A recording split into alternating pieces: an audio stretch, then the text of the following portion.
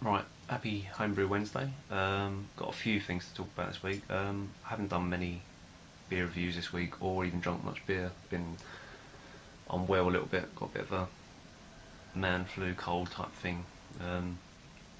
Been really off the beer.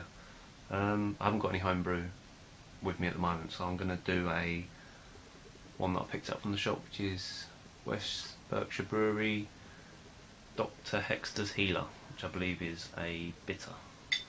So I'm going to give that a go. I've got some nice beers to review soon, but I'm going to wait until the taste buds are a little bit more back to normal. I think they're getting there.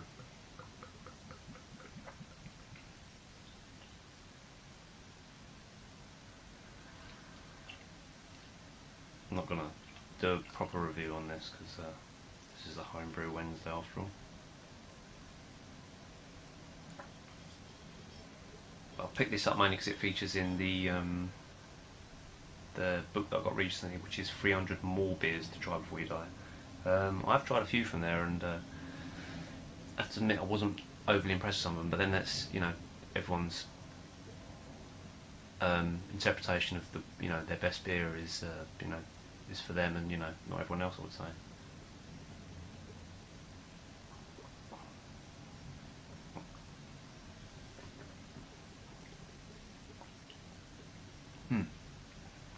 That's really nice. It's quite a nice beer.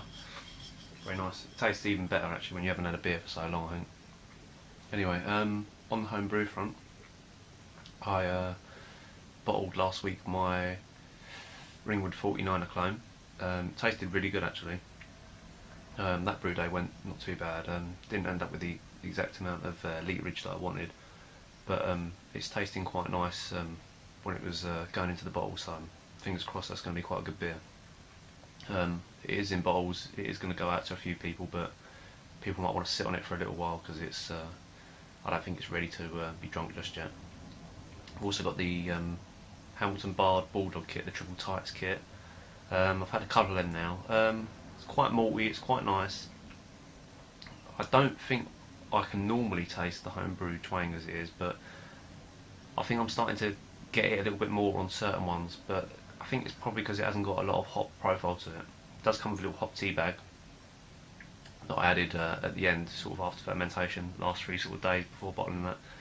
But I think it was just like Goldings and that, because it's meant to be just a brown ale type thing. It's not meant to be too punchy, but it's kind of it's malty. But I find not so much of a twang with some of the kits, that it can be an over sweetness. Not where it's not fermented out, but it's just like it's just a bit. I don't know, fake is the wrong word, but it's just there's something not quite right about it compared to some other beers. So it's nice, but I think it needs more time. So that was one of the reasons I did get a bitter, is that I could leave it and let it age. Whereas some of the kits I've done, if they're a little bit more hoppy and I'm not getting through 42 bottles, I find by the time I've got to the end, they're not as hoppy as they once were, and it's a bit disappointing, and such and such. The Razorback is a total disaster. Ham home brew, managed to get some out of a bottle after he cracked it and let it like sort of seep out a little bit, and showed me a picture of a small amount in the glass, but I haven't even managed that. I've had like a little sniffed, a little tiny taste, and even then it was, I would say, kind of quite hoppy, a little bit bitter, but definitely overcarbonated. It was just, and I personally don't think it's my fault. I mean, a lot of people have come my way suggesting certain things that I could have done wrong, which is fair enough, but to my knowledge it was fully fermented out after I did gravity readings. It was primed with the amount of sugar that they said, to the literage they said, everything, so, I don't know. I've got one more of their kits to do, but as it stands, and if I don't hear back from them, I think I'll probably stick with the Bulldog kits, and more importantly the Cooper kits.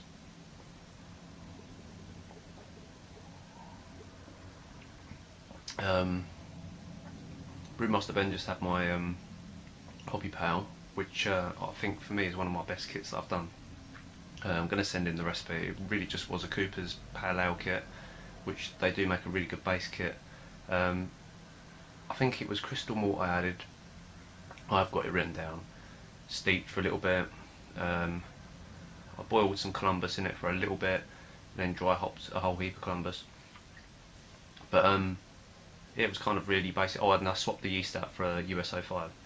and it's one of my sort of, you know, easy drinking. It was a little bit more hoppy to start with, but obviously it's fading off a bit in the bottle, but it was never kind of nowhere near like IPA standards. It was always just a basic kind of pale.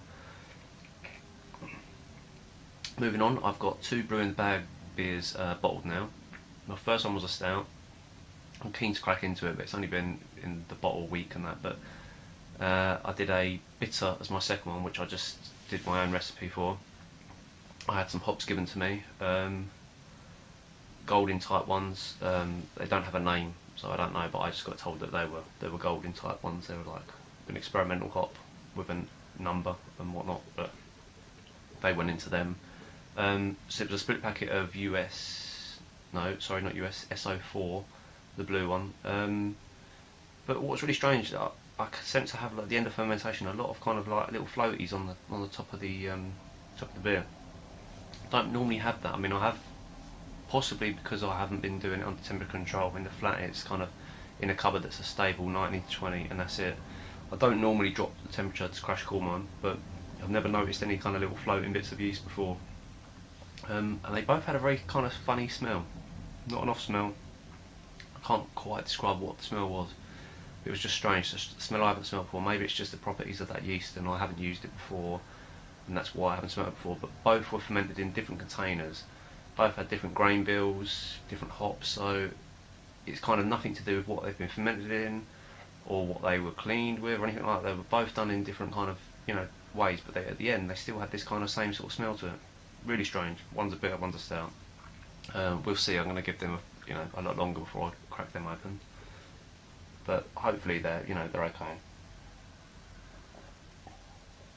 I'd like to think it's not the actual grain bag giving it that funny taste or the taint, or did I get too much of the cold break in there, too much of that protein in the crap. But anyway, moving on. In the week, Tesco Direct in the UK had certain beer kits quite cheap. They had the Harvest range, only I think 2 or 3 of them. It was only 2. They had the Harvest Pilsner and the Harvest Bitter for £3. They only had the Young Strawberry wine for £3, and they had Cooper's kits down to £9. I did grab a couple of Cooper's kits. I've got another couple of Pale Ale kits because I'm going to I probably will do the Columbus one again because I enjoyed that myself. But I might do a I don't know, a Simcoe one or a Centennial or something like that, something a bit different. And then later on in the week, the Young's ones were on there for £3, so I got one of them, and I got the strawberry wine. I've still got some from last time they were cheap. I was going to put a video out and tell everyone on that, but before you know it, they're kind of like, they're just gone. And I think last time I told a couple of people that when that was sort of like they were available to get on Tesco, people just go crazy. I mean, I'm all for like, grabbing a bargain, and I love telling everyone else that you can get that bargain, but there's always someone out there that wants to ruin it for everyone else. And I went across a couple of homebrew forums and that where they have announced, that you can get them cheap and that, which is good because they're letting everyone know. But then you see a few pictures and that where they've gone, oh look what I've just got, and last time they were on special, and I think this time as well I've seen one. I saw someone's sort of table in the living room and that, and it had fucking loads on there. There was just like 10 or 12 of one sort, 15 of another, and I don't know, like, personally, if you bought that many, like the amount that was on this picture, if I can find it, I will post it up in this video, if I can find it somewhere. But I don't think you'd be able to brew all that in one, I don't think you'd be able to brew that many kits before the first one had gone out of date by the time you got to the last one. Which can only bring me to the conclusion that person's hoping that when the prices go back up, they can sell them on eBay and make a profit. I don't know. I mean, it is a free country, you can do what you like, but for me personally, it's just like, if everyone just took a little, everyone could have a piece of the pie, rather than some person, some greedy bastard, just, taking it all, personally. That's me, anyway. So yeah, if you keep an eye out on there, you can set it up to have a stock alert as well, so that when they come back in stock, you can instantly get on it, hopefully. But it's, they seem to go out so quick that I think people are just on it and they just order sort of 20, 30 at a time, and before you know it, they're all gone. I don't know why they're down to £3 again. It's really strange. I don't know if they've got like a, they found some old ones in the warehouse, and I think the date on, where is it? Well, the date is August 2015, so yeah, well within date. And the ones I got from last time are well within date, so I've knocked one of them up tonight to give me room to keep that one in the cupboard. But for £3, 6 bottles of wine, you can't go wrong. And the harvest bitter was really nice last time. I added Dana hops to it. And what else did I add? There was something else added to it, which it turned out quite nice. It's just a basic bitter. You obviously need to pimp it out a little bit and do a little bit of stuff to it and that, but it makes a a decent brew. For £3, you can't really grumble. Most people will have a few hops, and even if you don't, I think even reduce the volume on it, you can still make a decent beer without needing to worry that you haven't got the hops in or anything like that, or grains to steep. I think that's about it for me. I think there was something else. There was, yeah.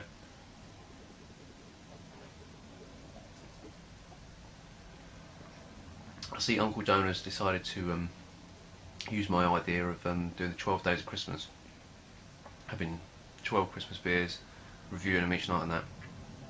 I was going to do that, but I've decided on something else. I'm going on the internet. I was searching for things the other day, and buying the kids' advent calendars made me think, why isn't there an advent calendar for adults? But it seems there are. There's quite a few different ones.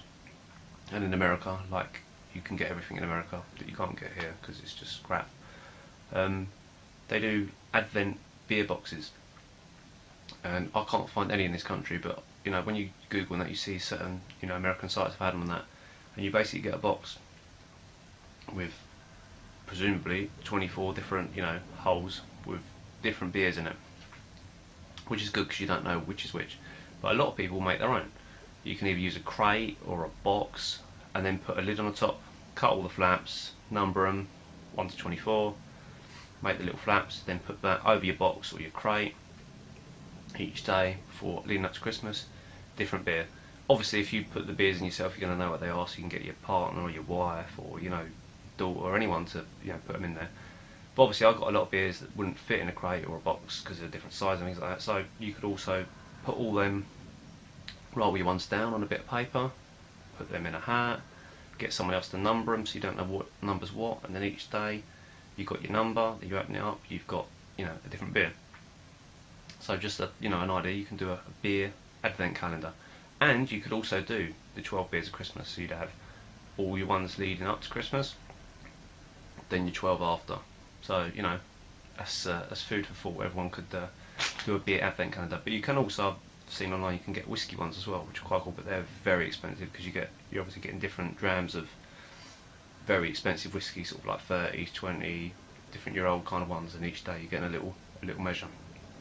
I'm going to do one, but I'm not sure if I will probably either review each one every day or even post any of the videos, because some of the beers I've amassed for this Christmas are some have cost a little bit of money, some not too expensive in that. And as much as I do love reviewing and doing some of the beer reviews and that, sometimes you just gotta enjoy a beer and then tell everyone about it.